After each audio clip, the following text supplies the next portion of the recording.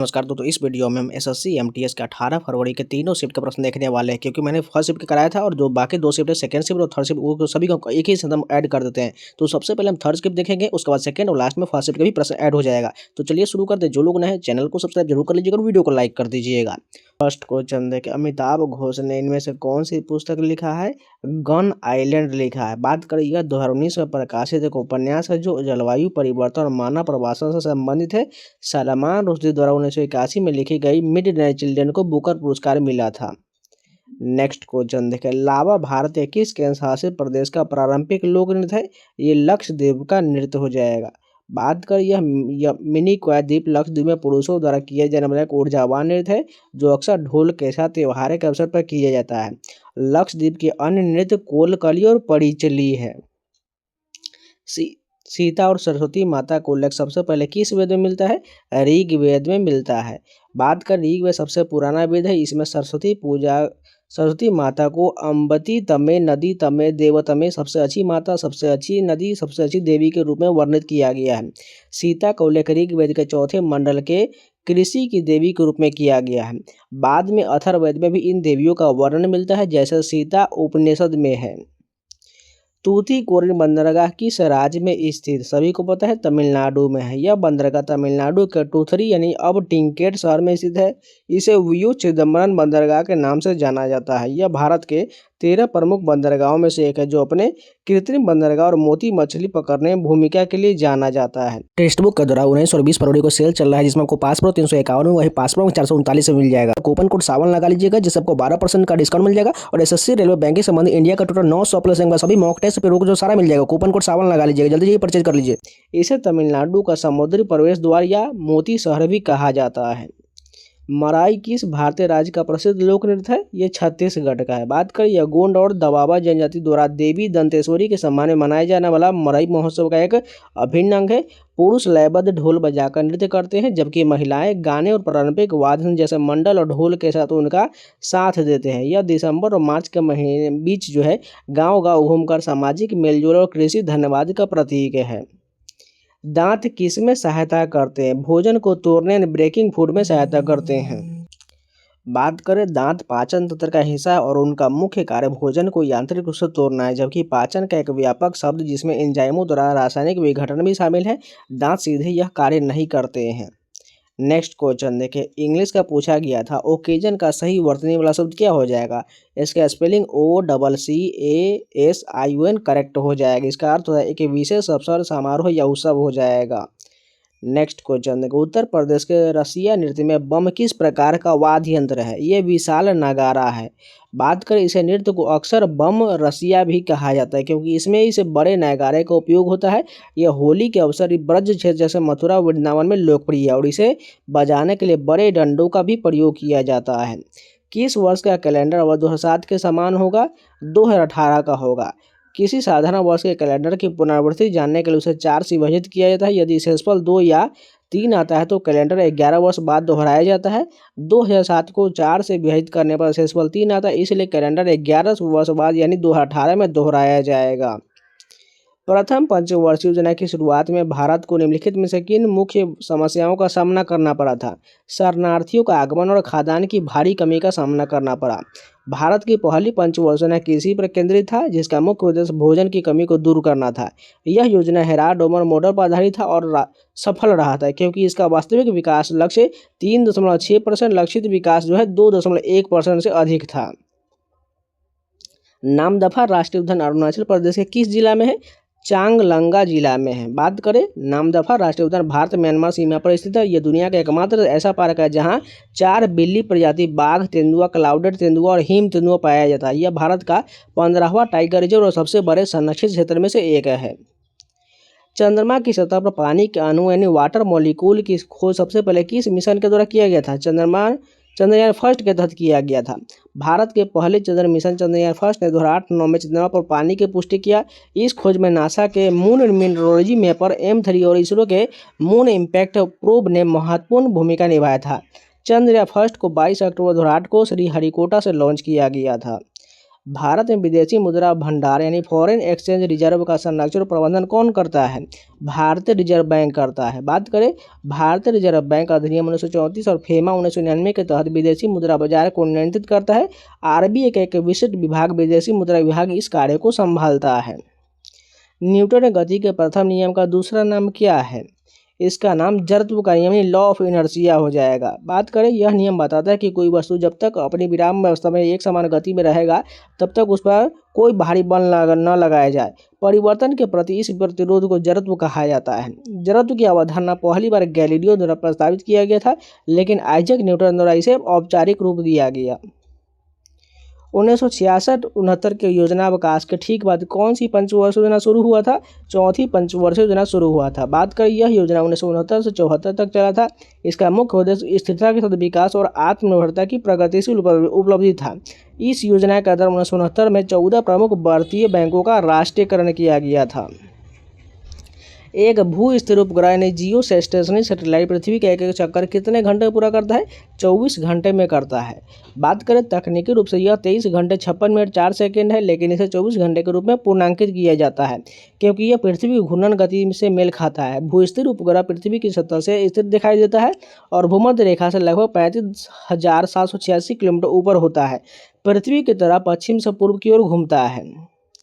Electric चुंबक के मुख्य कार्य क्या है? कबाड़ से चुंबकीय चीजें ढूंढना हो जाएगा, यानी फाइंडिंग मैग्नेटिक आइटम इन जंक हो जाएगा। बात करें इलेक्ट्रोमैग्नेटिक का उपयोग बड़ी क्रेनों में भारी स्क्रैप धातु के भार को उठाने के लिए किया जाता है। जबकि बिजली चालू किया जाता है तो क्रेन चुंबक बन जाता है और लोहे स्टील को उठा लेते हैं। जब बिजली बंद किया जाता है तो यह धातु को छोड़ देता है। यह कबाड़ को छांटने का एक मानक तरीका है। शेरे पंजाब महाराजा रणजीत सिंह का निधन कब हुआ था? 27 जून 1839 को हुआ था। बात करें उनका निधन स्ट्रोक की एक श्रृंखला के बाद हुआ था। उनकी समाधि लाहौर किले और बादशाही मस्जिद में स्थित है। उनका जन्म 13 नवंबर 1780 को गुजरांवाला में हुआ था। उन्हें 1801 में पंजाब के महाराजा के रूप में ताज महलाया गया था। 1849 में अंग्रेजों ने पंजाब पर कब्जा कर लिया था। बेहदीन खलम त्योहार का शाब्दिक अर्थ क्या हो जाएगा? प्लेग महामारी को दूर भगाना है। स्थानीय पनार में बे का अर्थ है दूर भगाना, दीन का अर्थ है लकड़ी और खलम का अर्थ है प्लेग या महामारी।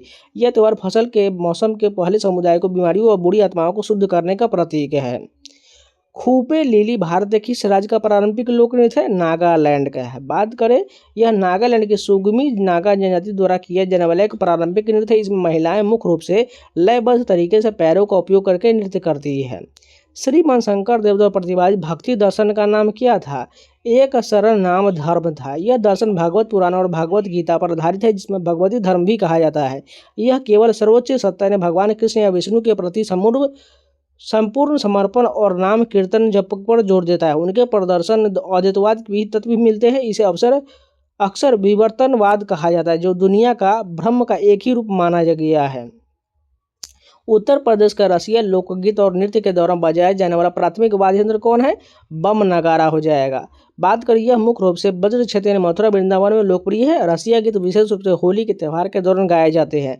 यह गीत भगवान श्री कृष्ण और राधा के प्रेम प्रसंग पर आधारित है।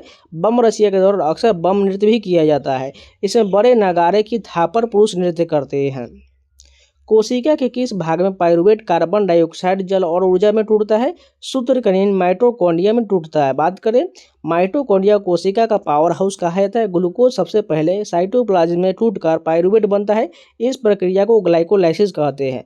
माइटोकॉन्ड्रिया में ऑक्सीजन की उपस्थिति में एरोबिक श्वसन के माध्यम से पाइरुवेट की पूरी तरह से टूटकर CO2H2 और अधिक मात्रा में ATP बनाता है। यदि ऑक्सीजन नहीं है तो यह साइटोप्लाज्म में ही लैक्टिक एसिड या एथेनॉल में बदल जाता है।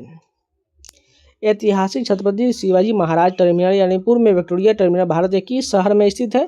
यह मुंबई में स्थित है। बात करें इसका निर्माण 1887 में पूरा हुआ था और इसे FW स्टीवन द्वारा डिजाइन किया गया था। इसका मूल नाम विक्टोरिया टर्मिनल्स था। यूनिक शब्द का सबसे उपयुक्त पर्यायवाची शब्द क्या हो जाएगा? यानी इंग्लिश का प्रश्न हो जाएगा। यूनिक का सिनोनिम में एक्सक्लूसिव हो जाएगा। नेक्स्ट क्वेश्चन देखिए, एक कंपनी शब्द के अर्थ में सबसे निकटतम विपरीत यानी एंटोनिम पूछा गया था। तो एक कंपनी का एंटोनिम क्या हो जाएगा? एबंडन हो जाएगा। एक कंपनी का अर्थ होता है किसी के साथ एक साथ एस्कॉर्ट में रह जाना, लेकिन एबंडन का अर्थ होता है किसी स्थानीय व्यक्ति को छोड़ देने, अलगाव की स्थिति हो जाएगी। ये सभी इंग्लिश का प्रश्न हो जाएगा।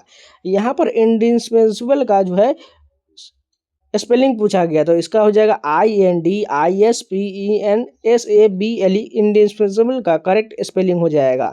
ओकेजनली का पूछा गया था तो OCCASIONALLY, ओकेजनली का सही स्पेलिंग हो जाएगा। एथमिया का पूछा गया था तो एनेथीमिया था, ANATHEMA करेक्ट हो जाएगा। यहाँ पर इंग्लिश का प्रश्न दिया गया, the Mysore refuse to a part dash a single penny of wealth. यहाँ पर करेक्ट क्या हो जाएगा, विथ हो जाएगा, यानी the Mysore refuse to part with a single penny of wealth correct हो जाएगा। बक द सिस्टम का मुहावरा पूछा गया था। बात करें, इन नियमों का उल्लंघन करने या स्थापित तरीके का पालन करने से इनकार करना होता है। बैक ऑफ द बक का अर्थ होता है अपने खर्च किए गए पैसे के लिए अधिक मूल्य, बेहतर परिणाम या उच्च गुणवत्ता प्राप्त करना। Selling in the same boat का अर्थ होता है किसी और के समान या मुश्किल से अप्रिय स्थिति में होना। एक व्यक्ति जो अद्भुत तरीके से किस्से या कहानी सुनाने में कुशल, उसे क्या कहा जाता है, उसे रॉ काउंटर कहा जाता है। इसका अर्थ होता है वह इंसान जो बहुत ही मजेदार ढंग से कहानियां या किस्सा सुनाता है, उसे रॉ काउंटर कहा जाता है। बोटनिस्ट शब्द का प्रतिस्थापन क्या हो जाएगा, वह वैज्ञानिक जो पौधों यानी वनस्पति का अध्ययन करते उसे बोटनिस्ट कहा जाता है। निम्नलिखित में से कौन सा मंदिर एक यूनेस्को विश्व धरोहर स्थल है, गंगईकोंडचोलपुरम, ये यूनेस्को में शामिल है। बात करें गंगईकोंडचोलपुरम का मंदिर ग्रेट लिविंग चोल टेम्पल्स का हिस्सा है, जिसे 2004 में यूनेस्को विश्व धरोहर स्थल घोषित किया गया था। यह द्रविड़ वास्तुकला के उत्कृष्ट उदाहरण है। कामाख्या मंदिर असम में स्थित एक प्रसिद्ध शक्तिपीठ है और मीनाक्षी मंदिर मदुरई चेन्नई में स्थित है। दोनों यूनेस्को की अस्थायी सूची में शामिल है, लेकिन अभी तक पूर्ण विश्व धरोहर स्थल का दर्जा प्राप्त नहीं हुआ है। विपणन चैनल में से कौन सा शब्द उसके सबसे अच्छे वर्णन करता है, जहां उत्पादक अपने कृषि उत्पादों को थोक विक्रेता या खुदरा विक्रेता जैसे बिचौलियों की भागीदारी के बिना सीधे अंतिम उपभोक्ता को बेचते हैं। डायरेक्ट मार्केटिंग के तहत हो जाएगा। नेक्स्ट क्वेश्चन है, कचरा प्रबंधन में चुंबक के उपयोग से संबंध में कौन सा कथन सही है। इसका उपयोग कचरे से धातु लौह पदार्थ को अलग करने के लिए है, केवल कथन पहला सही हो जाएगा। बात करें, चुंबक का मुख्य रूप से कचरे के ढेर से लोहे और स्टील जैसे चुंबकीय धातु को फेरस मेटल्स को अलग करना होता है। ये क्वेश्चन मैंने रिपीट हो चुका है। अब चलिए सेकेंड शिफ्ट के प्रश्न देखते हैं। दौलताबाद का नाम बदलने से पहले यादव वंश की राजधानी कौन सा शहर था, देवगिरी हो जाएगा। यादव राजवंशों महाराष्ट्र, उत्तरी कर्नाटक और मध्य प्रदेश के कुछ हिस्से शामिल थे। देवगिरी जिसे अब दौलताबाद कहा जाता है, आधुनिक औरंगाबाद जिले महाराष्ट्र में स्थित था। पारंपरिक लोक नृत्य यक्षगान किस भारतीय राज्य से संबंधित है, कर्नाटक से संबंधित है। यक्षगान की उत्पत्ति तटीय कर्नाटक क्षेत्र में हुआ। यह मुख्य रूप से उडुपी, दक्षिण कन्नड़, उत्तरी कन्नड़ और शिमोगा में किया जाता है। यूनेस्को विश्व धरोहर स्थल भीमबेटका पाषाण आश्रय भारत के किस राज्य में है, मध्य प्रदेश में है। बात करें, भीमबेटका मध्य प्रदेश के रायसेन जिला में स्थित है, जो भोपाल से लगभग 45 किलोमीटर दक्षिण पूर्व में है। इसकी खोज 1957 में भारतीय पुरातत्वविद डॉक्टर VS वाकनकर ने किया था। इसे 2003 में यूनेस्को विश्व धरोहर स्थल में शामिल किया गया था और यह विंध्य पर्वतमाला की तलहटी में स्थित है। प्रसिद्ध गोलकुंडा किला किस शहर में है, हैदराबाद में है। बात करें, काकतीय वंश के राजा कृष्णदेव ने वारंगल को राजधानी बनाकर एक ग्रेनाइट पहाड़ी पर गोलकुंडा किले का निर्माण कराया था। 1495-96 के दौरान इस किले को सुल्तान कुली कुतुब खान को जागीर के रूप में सौंप दिया गया, जिन्होंने इसका पुनर्निर्माण किया और उसे मोहम्मद नकर नाम दिया। बाद में यह बहमनी वंश के अधिकार में आ गया और फिर कुतुब शाही वंश ने इसे अपनी राजधानी बनाया था। गोलकुंडा किले की वर्तमान भव्यता का श्रेय कुतुब शाही वंश के 5वें सुल्तान मोहम्मद कुली कुतुब शाह को जाता है। रामानुज 11वीं शताब्दी के दार्शनिक जो दक्षिण भारतीय कवि संतों के किस समूह में से गहराई से प्रभावित थे, अलवार से प्रभावित थे। बात करें, रामानुज तमिलनाडु में जन्मे एक वैष्णव संत थे और 12 अलवारों में से गहराई प्रभावित थे, जो भगवान विष्णु के भक्ति कवि थे। उन्होंने अपने विशिष्टाद्वैत दर्शन में उनकी भक्ति परंपरा को शामिल किया गया। दिल्ली ए नोबेल पुस्तक के लेखक का नाम क्या है, खुशवंत सिंह है। बात करें, दिल्ली ए नोबेल प्रसिद्ध भारतीय लेखक, पत्रकार और राजनीतिक खुशवंत सिंह द्वारा लिखित एक ऐतिहासिक उपन्यास है। यह पहली बार 1990 में प्रकाशित हुआ था। तैमूर लंग ने दिल्ली पर किस वर्ष आक्रमण किया था, 1398 ईस्वी में किया था। बात करें, आक्रमण के समय दिल्ली के सुल्तान तुगलक वंश के नसरुद्दीन शाह मोहम्मद शाह थे। तैमूर का उद्देश्य भारत की अपार धन संपत्ति को लूटना था। उसकी सेना ने दिल्ली में भारी तबाही मचाया और लूटपाट किया। जाते समय उसने खिज्र खान को लाहौर और मुल्तान का गवर्नर नियुक्त किया, जिसके बाद सैयद वंश की स्थापना हुआ था। कोशिका में प्रोटीन का संश्लेषण कहाँ होता है, राइबोसोम में होता है। राइबोसोम को कोशिका का प्रोटीन कारखाना कहा जाता है। यह कोशिका धर्म में स्वतंत्र रूप से खुरदुरी अंतर्द्रव्य जालिका यानी इंडोप्लाज्मिक रेटिकुलम से जुड़ा होता है। फॉर्चुनेटली शब्द का सही विलोम क्या हो जाएगा? अनफॉर्चुनेटली हो जाएगा। एलोन शब्द का सही एंटोनिम क्या हो जाएगा? अनकंसर्न हो जाएगा। पुलिंग का एक समानार्थी शब्द पूछा गया था, यानी इंग्लिश का प्रश्न है डैगिंग, हॉलिंग, गैकिंग, टैगिंग, ड्राइंग, ट्रैकिंग हो जाएगा।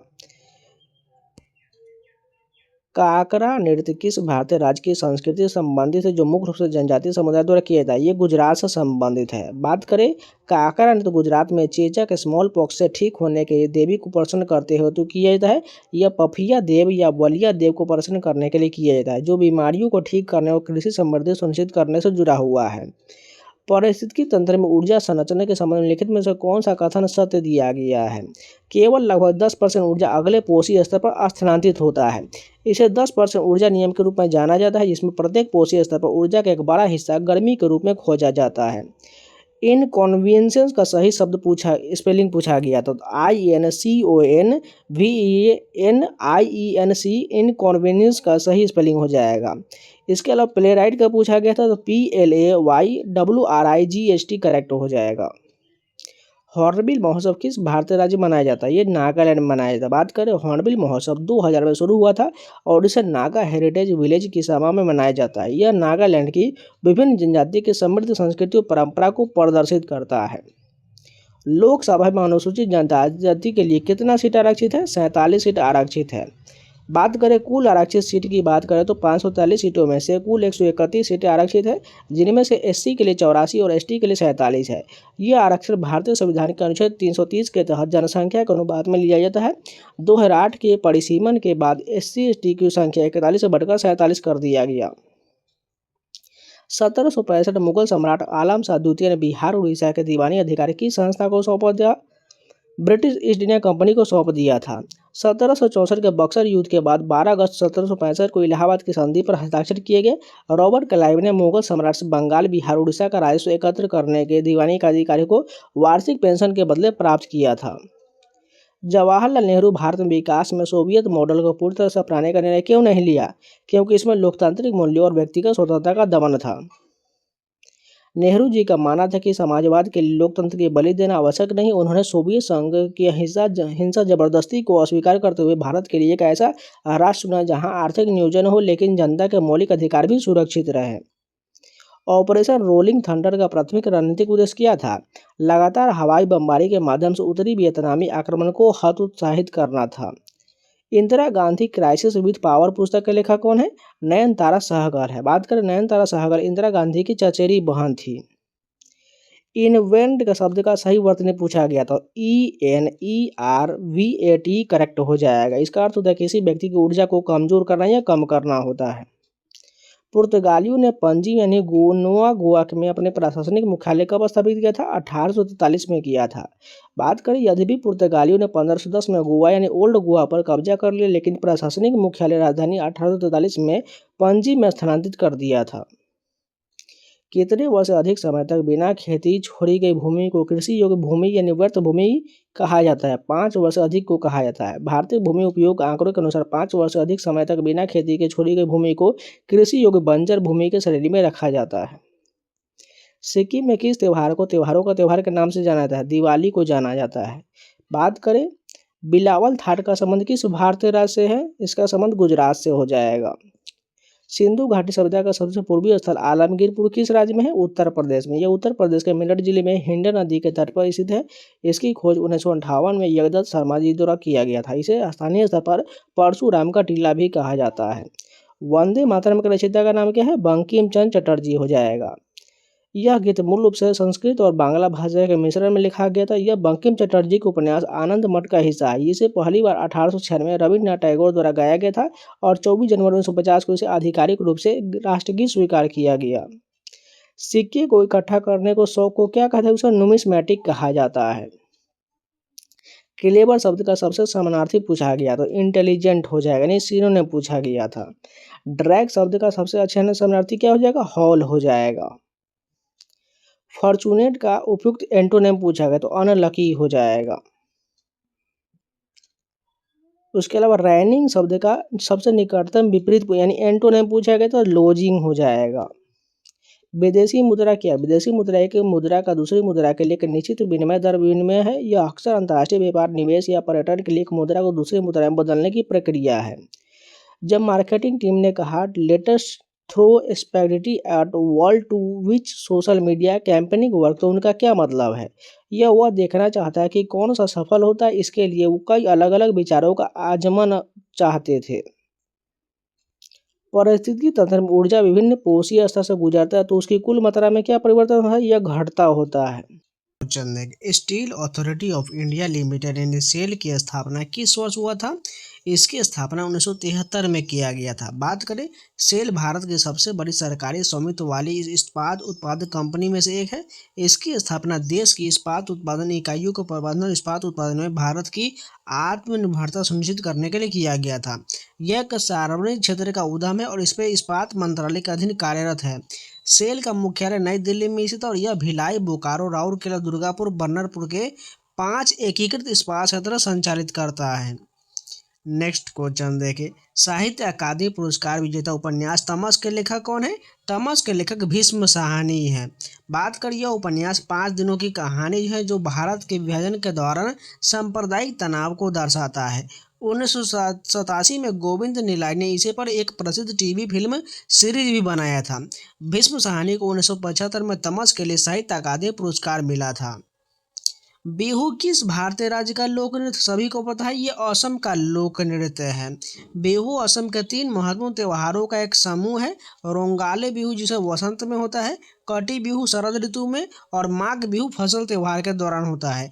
यह अपने ऊर्जावान नृत्य कदमों और त्वरित हाथ के आंदोलन के साथ जाना जाता है। नेक्स्ट प्रश्न देखिए, एथेनॉल के व्यावसायिक उत्पादन के लिए निम्नलिखित में से किस संयोजन का मुख्य रूप से उपयोग किया जाता है? गन्ना और मक्के का उपयोग किया जाता है। एथेनॉल का उत्पादन उन फसलों को किण्वित करके किया जाता है जिनमें चीनी या स्टार्च अधिक होता है। भारत और ब्राजील में गन्ना प्रमुख स्रोत है, जबकि अमेरिका में मक्का प्राथमिक फीड स्टॉक है। गन्ने में सुक्रोज होता है और जिसे खमीर सीधे एथेनॉल में किण्वित कर सकता है। यह सबसे ऊर्जा कुशल तरीका है। मक्के में स्टार्च होता है जिसे पहले एंजाइमों का उपयोग करके सरल शर्करा में तोड़ा जाता है और फिर एथेनॉल में किण्वित किया जाता है। प्रकाश संश्लेषण के दौरान पौधे द्वारा छोड़ा जाने वाला मुख्य अपशिष्ट पदार्थ क्या होता है? ऑक्सीजन होता है। बात करें, ऑक्सीजन प्रकाश संश्लेषण की प्रक्रिया का सीधा रासायनिक उप उत्पाद है। पानी की वाष्प भी वाष्पोत्सर्जन के माध्यम से खो सकता है, लेकिन ऑक्सीजन प्राथमिक रासायनिक अपशिष्ट उत्पाद है। बाबर फरगना का शासक किस वर्ष बना था? बाबर जो 1494 फरगना का शासक बना था। बात करें, बाबर के पिता उमर शेख मिर्जा द्वितीय की आकस्मिक मृत्यु के बाद बाबर ने केवल 12 साल की उम्र में गद्दी संभाला था। हालांकि उसे अपने रिश्तेदारों और उज़्बेकियों को प्रतिद्वंदियों से कड़ी चुनौती का सामना करना पड़ा और अंततः उसे अपने पैतृक राज्य फरगना छोड़ना पड़ा। 1526 में बाबर ने पानीपत की पहली लड़ाई जीता, जिसमें उसने इब्राहिम लोधी को हराया और भारत में मुगल साम्राज्य की नींव रखा था। GSAT-8 किस प्रकार का उपग्रह है? GSAT एक संचार उपग्रह है। बात करें, GSAT को इसरो द्वारा C band, extended C band और कू बैंड में दूरसंचार, टेलीविजन और वीसैट सेवाओं के लिए सेवा की निरंतरता प्रदान करने के लॉन्च किया गया था। यह मौसम या मैपिंग के लिए डिजाइन नहीं किया गया है। इसे 6 अक्टूबर 2016 को फ्रांस के गोना से अरीने 5 2231 वाहन द्वारा लॉन्च किया गया था। इसमें 48 ट्रांसपोर्टर लगे हैं और यह भू स्थिर कक्षा में है। अटल पेंशन योजना आधिकारिक तौर पर किस तारीख को शुरू किया गया था? अटल पेंशन योजना 9 मई 2015 को शुरू किया गया था। बात करें, इस योजना की शुरुआत प्रधानमंत्री नरेंद्र मोदी द्वारा कोलकाता में किया गया था। यह योजना मुख्य रूप से असंगठित क्षेत्र के श्रमिकों के लिए है और 1 जून 2015 से प्रभावी हुआ। इसका लक्ष्य असंगठित क्षेत्र के लिए आयु सुरक्षा प्रदान करना है, जिसमें प्रति माह 1000 रुपये से लेकर 5000 रुपये तक की पेंशन मिलता है। पारंपरिक कंबाला भैंस दौड़ मुख्य रूप से कहाँ आयोजित किया जाता है? कंबाला भैंस दौड़ मुख्य रूप से कर्नाटक में आयोजित किया जाता है। यह दौड़ कर्नाटक के तटीय क्षेत्र, विशेष रूप से दक्षिण कन्नड़ और उडुपी जिले में आयोजित किया जाता है। यह नवंबर से मार्च तक फसल कटाई के बाद मौसम में होता है और दौड़ 2 समानांतर कीचड़ भरे पटरियों पर होते हैं। यह भगवान कद्री मंजूनाथ की अच्छी फसल के लिए समर्पित है। 2007 में यूनेस्को के memory of the world register में किस वेद को शामिल किया गया था? बात करें इसमें ऋग्वेद को यूनेस्को के memory of the world register में शामिल किया गया था। विशिष्ट प्रविष्ट में पुणे के भंडारकर ओरिएंटल रिसर्च इंस्टीट्यूट में संरक्षित ऋग्वेद की 30 पांडुलिपि शामिल है। ये पांडुलिपि महत्वपूर्ण है क्योंकि ये वैदिक कॉर्पस के सबसे पुराने प्रमाणित दस्तावेजीकरण में से एक है और मानव जाति के इतिहास में पहले साहित्यिक दस्तावेजों का प्रतिनिधित्व करती है। Memory of the world program का उद्देश्य ऐसी नाजुक दस्तावेजी विरासत को सामूहिक भूलने से बचाना है। प्लूटो का सबसे बड़ा उपग्रह कौन सा हो जाएगा? प्लूटो का सबसे बड़ा उपग्रह चेरोन हो जाएगा। प्लूटो के कुल 5 चंद्रमा है, चेरोन सबसे बड़ा है और अन्य 4 छोटे चंद्रमा की बात करें तो हाइड्रा, निक्स, केरबोरोस और सिटिक्स हो जाएगा। ये चंद्रमा परिक्रमा करते हुए भी घूमते हैं। दूसरे सिख गुरु बनने से पहले गुरु अंगद देव जी का मूल नाम क्या था? उनका मूल नाम भाई लहना था। बात करें गुरु अंगद देव जी 31 मार्च 1504 से 29 मार्च 1552 तक इनका कार्यकाल था। सिखों के दूसरे गुरु थे। गुरु नानक देव जी की मिलने और सिख धर्म अपनाने से पहले वे अपने माता पिता द्वारा रखे गए नाम लहना से ही जाने जाते थे। वो एक खत्री परिवार से थे और उनके पिता का नाम फेरूमल था।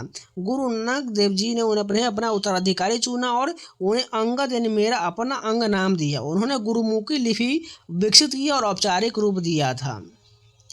भारत में आर्थिक सुधार जैसे कि उदारीकरण, निजीकरण और वैश्वीकरण किस पंचवर्षीय योजना के दौरान शुरू हुआ था? ये 8वीं पंचवर्षीय योजना के दौरान शुरू हुआ था। 8वीं पंचवर्षीय योजना 1992 से 1997 तक चला था। ये सुधार 1991 में भुगतान संतुलन से संकट के बाद शुरू हुए थे और 8वीं योजना संरचनात्मक परिवर्तन का एक माध्यम बन गया। एक बंद अर्थव्यवस्था से एक खुली अर्थव्यवस्था में परिवर्तन 2 प्रमुख हस्तियों द्वारा संचालित था। तत्कालीन प्रधानमंत्री पीवी नरसिम्हा राव और वित्त मंत्री डॉक्टर मनमोहन सिंह थे। मिट्टी तैयार करने से पहले हल चलाने को दूसरा क्या नाम दिया गया? इसे जुताई यानी टाइलिंग का नाम दिया गया है। जुताई का अर्थ है मिट्टी को ढीला करना या पलटना। अन्य संबंधित कार्य की बात करें, समतल यानी लेवलिंग हो जाएगा, जिसमें जोते हुए खेत को समतल करने के लिए एक समतल का उपयोग किया जाता है। और खाद डालना, जिसका अर्थ है मिट्टी पोषक तत्व को जोड़ना। गैलिन नामक ओम्बो जैसा वाद्य यंत्र मुख्य रूप से भारत के किस क्षेत्र में बौद्ध अनुष्ठान में उपयोग किया जाता है?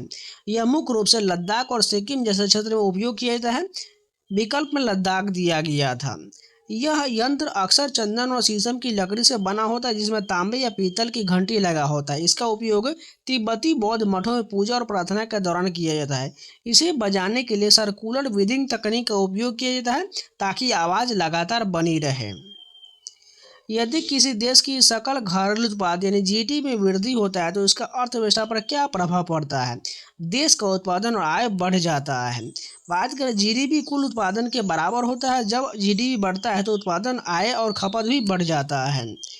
राजकोषीय घाटा सीधे जीडीपी वृद्धि से जुड़ा नहीं है, लेकिन बेहतर जीडीपी आमतौर पर सरकार की कर आय बढ़ाता है, जिससे घाटा कम करने में मदद मिल सकता है। 19वीं शताब्दी की शुरुआत में भारतीय औद्योगिक नीति किन चुनौतियों का सामना कर रहा था? यह मुद्रास्फीति यानी महंगाई की समस्या और औद्योगिक विकास के लिए कम बजट दोनों का सामना कर रहा था। ब्रिटिशों ने विऔद्योगिकरण की नीति का पालन किया, जहां भारतीय हस्तशिल्प को ब्रिटिश मशीन निर्मित वस्तुओं के लिए जगह बनाने के लिए नष्ट कर दिया गया। इससे स्थानीय उद्योग के लिए निवेश की कमी हुआ। नेक्स्ट क्वेश्चन देखें, चंडीगढ़ शहर का मास्टर प्लान तैयार करने वाले वास्तुकार ली कार्बुजियर मूल रूप से किस देश के निवासी थे? वह स्विट्जरलैंड के निवासी थे। बात करें ली कार्बुजियर का जन्म 6 अक्टूबर 1887 को स्विट्जरलैंड के ला चाउक्स डी फोंस में हुआ था। उन्होंने 1930 में फ्रांस की नागरिकता प्राप्त किया, इसलिए विकल्प में फ्रांस भी दिया जा सकता है। उन्हें आधुनिक वास्तुकला के अग्रदूत में से एक माना जाता है। भारत के पहले प्रधानमंत्री जवाहरलाल नेहरू के आग्रह पर उन्होंने 1950 के दशक में चंडीगढ़ का डिजाइन तैयार किया था। मोहम्मद अली जिन्ना के किस प्रमुख निर्णय का मौलाना अबुल कलाम आज़ाद ने कड़ा विरोध किया था? उन्होंने द्विराष्ट्र सिद्धांत यानी 2 नेशन थ्योरी का कड़ा विरोध किए थे। बात कर जिन्ना का यह सिद्धांत है कि हिंदू और मुस्लिम 2 अलग अलग राष्ट्र हैं और वे साथ नहीं रह सकते हैं, का अबुल कलाम आज़ाद ने कड़ा विरोध किए थे। निम्नलिखित में से कौन सा राजस्व प्राप्ति का उदाहरण है? आयकर यानी इनकम टैक्स राजस्व प्राप्ति का उदाहरण है। बात करें राजस्व प्राप्ति, वही प्राप्ति है जो कोई देनदारी नहीं बनाती और न ही सरकार की संपत्ति में कोई कमी करता है। यह सरकार की नियमित आय का स्रोत है। किस आंदोलन के दौरान पहला भारतीय तिरंगा झंडा फहराया गया था? यह स्वदेशी आंदोलन के दौरान फहराया गया था। बात करें पहला तिरंगा झंडा हरा, पीला और लाल 1906 में बनाया गया था और इसे 7 अगस्त 1906 को कोलकाता के पारसी भगवान स्क्वायर में बंगाल के विभाजन के विरोध में प्रदर्शन के दौरान फहराया गया था। इसमें 8 कमल और वंदे मातरम लिखा हुआ था। बाद में 1921 में पिंगली वेंकैया ने गांधी जी को चरखे वाले झंडा लाल और हरा प्रस्तुत किया, जिसमें बाद में सफ़ेद रंग जोड़ा गया। 1947 में वर्तमान राष्ट्रीय ध्वज अपनाया गया है। 1990 के दशक की शुरुआत में भारतीय अर्थव्यवस्था को किस प्रमुख समस्या का सामना करना पड़ा था? इसे भुगतान संतुलन संकट यानी बैलेंस ऑफ पेमेंट क्राइसिस का सामना करना पड़ा था। बात करें 1990 के दशक के शुरुआत में भारत को गंभीर भुगतान संतुलन संकट का सामना करना पड़ा था, जिसे देश को आर्थिक सुधार यानी उदारीकरण, निजीकरण और वैश्वीकरण को लागू करने के लिए मजबूर होना पड़ा। यदि कोई वस्तु एक बिंदु से चलकर वापस उसी बिंदु पर आ जाता है तो उसका विस्थापन क्या होगा? उसका विस्थापन शून्य हो जाएगा। दूरी रास्ते की कुल लंबाई है और यह कभी शून्य नहीं हो सकता, यानी जाना प्लस आना 20 मीटर हो जाएगा। विस्थापन प्रारंभिक और अंतिम बिंदु के बीच की सबसे छोटी दूरी होता है। यदि आप जहाँ से चले हैं वहीं वापस आ जाते तो यह अंतर शून्य हो जाएगा। भारत के प्रमुख पेट्रोलियम प्राकृतिक गैस भंडार किस भूगर्भीय चट्टान प्रणाली में पाए जाते हैं? ये टर्शियरी सिस्टम में पाए जाते हैं। बात करें गोंडवाना सिस्टम में कोयला 98% पाया जाता है, जबकि टर्शियरी सिस्टम में तेल और प्राकृतिक गैस पाया जाता है। भारत में प्रमुख क्षेत्र जहां टर्शियरी सिस्टम के भंडार पाया जाता है उनमें असम और गुजरात शामिल है। तो ये तीनों शिफ्ट के जितने भी प्रश्न सारे कंप्लीट हो गए। उम्मीद है आप लोगों को वीडियो पसंद तो लाइक कर दीजिएगा, करना है तो चैनल को सब्सक्राइब जरूर कर लीजिएगा। और वही टेक्स्ट बुक के दौरान जो है उम्मीद की किरण के नाम से सेल चल रहा है जो 19 और 20 फरवरी को रहेगा। कूपन कोड सावन लगा लीजिएगा ACW, जिससे आपको 12% का डिस्काउंट मिल जाएगा, जिसमें आपको 5 प्रो 351 में, 5 प्रो 439 मिल जाएगा। जाइए परचेज कर लिए। मात्र ये 2 दिन का ऑफर है, जिसमें आपको SSC रेलवे बैंकिंग संबंधित इंडिया का टोटल 900 प्लस एग्जाम का सभी mock test, previous question, sector test, chapter test, बहुत सारा टेस्ट मिल जाएगा। आप कोई भी एग्जाम का कोई भी टेस्ट लगा सकते हैं। तो जल्दी जाइए परचेज कर लीजिए, कूपन कोड सावन लगा लीजिएगा। और इन सभी का PDF पाना चाहते हैं तो टेलीग्राम का लिंक भी कमेंट बॉक्स में दिया गया है, उसके माध्यम से ज्वाइन हो जाइएगा। तो चलिए मिलते हैं नए वीडियो के साथ, तब तक के लिए जय हिंद।